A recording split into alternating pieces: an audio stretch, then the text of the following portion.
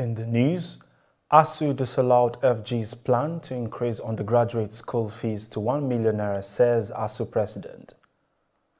Tight security in Khartoum as planned million of October 30 protest against military takeover holds. COVID-19 was not created as a biological weapon. Its origins may never be known, U.S. intelligence agencies say. Details shortly.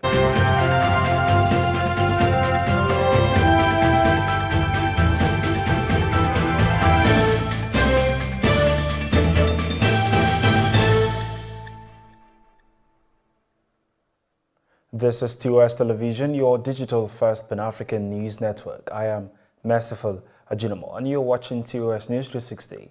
The Academic Staff Union of Universities says during its last negotiations, it rejected the federal government's plan to increase school fees of all university students to 1 million naira. Emmanuel Osodeke, the national president of the union, said the government's plan was to open an education bank and give each student a loan of 1 million naira annually at 5% interest rate to sponsor themselves in school and then pay back when they graduate and start working. According to Osodeke, if ASUU had accepted the offer, people would have accused them of fighting for their personal interest and not the collective good of Nigerians. A Chief Magistrate's Court has revoked a search warrant granted to the Joint Panel Recovery Unit of the Federal Ministry of Justice to search the home of Supreme Court Justice Mary Odili. The panel had obtained a search warrant from the Magistrate's Court after a whistleblower, Ali Umar, claimed to have observed illegal activities going on at No. 9 Imo Street, Maitama, Abuja, which the court says is false. Justice Mary Odili, who is also the wife of former Governor Peter Odili of Rivers State, is said to have resisted the attempt by the policemen to search her house, insisting that the house belonged to her and not her husband. The Nigerian Army disclosed that troops of 82 Division in the southeast have neutralized 4 gunmen of the proscribed indigenous peoples of Biafra Eastern Security Network at N1m in Anambra and recovered arms and vehicles. The Director, Army Public Relations Brigadier General Onyema Nwachukwu, who disclosed this in a statement on Saturday in Abuja, said the gunmen were overpowered after they engaged the troops in a fierce encounter on Friday. The Army notes that the recent attacks are part of prescribed IPOB ESN plan to instill fear into the public and sabotage the forthcoming Anambra State governorship election.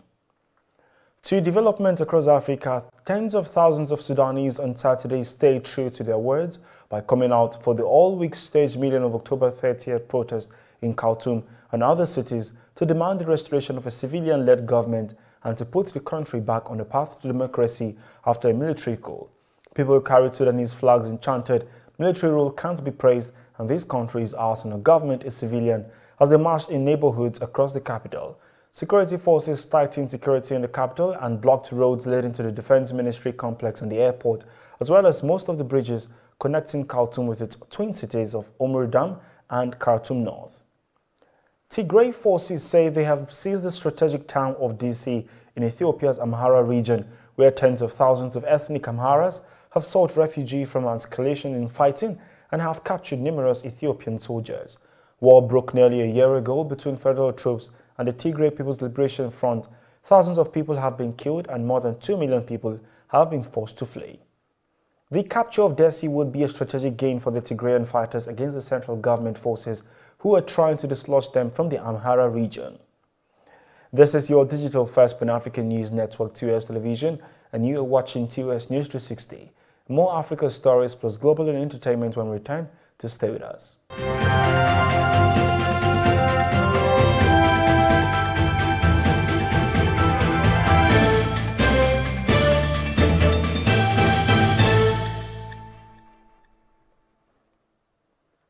Thank you for staying. Family of ex-Liberian President Charles Taylor are demanding his constitutional benefit from the Liberian government that have not been paid since he stepped down under pressure and went into exile in Nigeria in 2003. Taylor is serving a 50-year jail sentence in the UK for supporting rebels in a decade-long civil war in neighboring Sierra Leone. His family has filed a complaint at the court of the West African regional body, ECOWAS. Under Liberian law, top former officials are due certain benefits annually. Belgium has handed over a digital copy of Rwanda's traditional songs, music and stories recorded during colonial rule to officials in the capital, Kigali.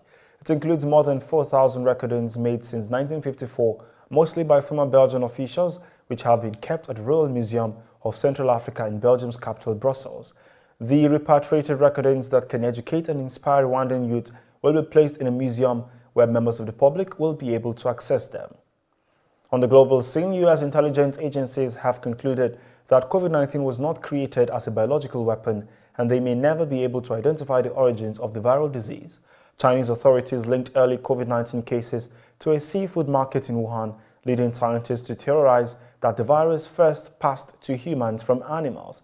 In an updated assessment of where the virus began, the Office of the U.S. Director of National Intelligence says an animal-to-human transmission and a lab leak were both plausible hypotheses for how it spread, but there was not enough information to reach a definitive conclusion.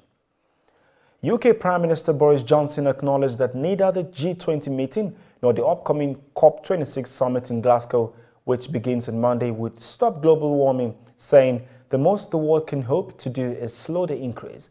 The heads of the world's 20 biggest economies kicked off 2 days of talks on Saturday in Italy, whose top agenda will be climate change and COVID-19. The meeting comes amid increasingly dire warnings for the future if urgent action is not taken to cut emissions. On the entertainment scene, Nigeria's National Film and Video Censors Board says it received and censored a total number of 375 movies produced by Nollywood in the third quarter of 2021. The Special Assistant on Media to the Executive Director and CEO of the Censors Board, Joshua Olomu, made this known in a report on Saturday in Abuja.